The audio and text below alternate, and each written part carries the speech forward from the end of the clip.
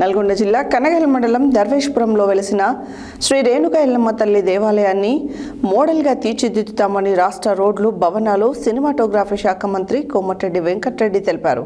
తాను మంత్రిగా బాధ్యతలు చేపట్టిన తర్వాత దేవాలయ అభివృద్ధికి అన్ని రకాల సహాయ సహకారాలు అందిస్తున్నట్లు వెల్లడించారు.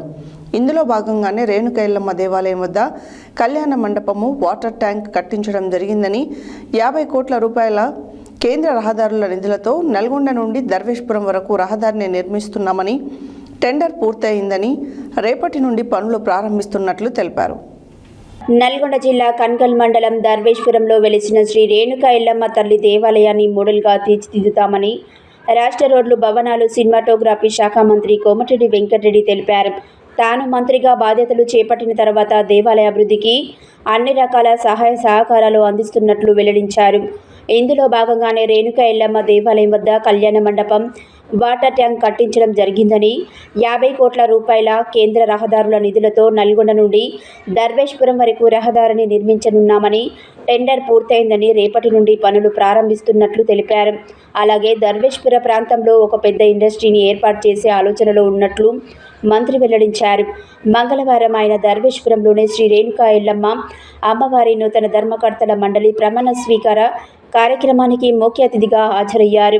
ప్రమాణ స్వీకారోత్సవం అనంతరం మంత్రి మాట్లాడుతూ, దర్వేష్పురంను మోడల్గా తీర్చిదిద్దడంలో భాగంగా త్వరలోనే రాష్ట్ర ముఖ్యమంత్రిని దర్వేష్పురానికి తీసుకురానున్నట్లు తెలిపారు. ఎక్కడైనా రహదారులు బాగుంటేనే అన్ని సౌకర్యాలు ఉంటాయని చెప్పారు.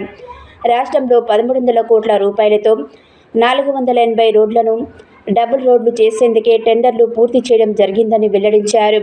దర్వేష్పురం, కన్గల్ మండలంలో ఇండ్లు లేని నిరుపేదలకు ఇందిరమ్మ ఇళ్లు ఇస్తామన్నారు. రాష్ట్ర ప్రభుత్వం అన్ని గ్రామాలకు రోడ్లు, సీసీ రోడ్లతో పాటు డ్రైన్లు ఇవ్వనుందని, ఇవన్నీ పూర్తయితే గ్రామాల రూపురేఖలు మారుతాయని మంత్రి తెలిపారు.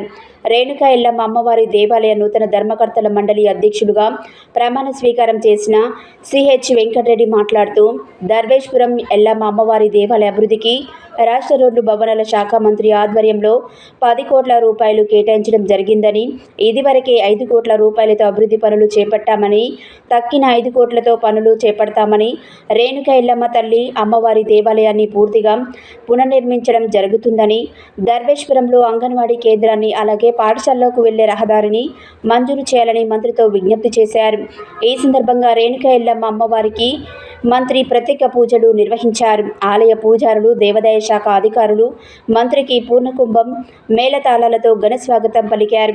Nalgonda RDO Y Ashok Reddy, DSP Shivaram Reddy, endowment అధికారులు, కన్గల్ తహసీల్దార్ పద్మ, రేణుక ఎల్లమ్మ తల్లి దేవాలయం ఈవో తదితరులు మంత్రి వెంట ఉన్నారు.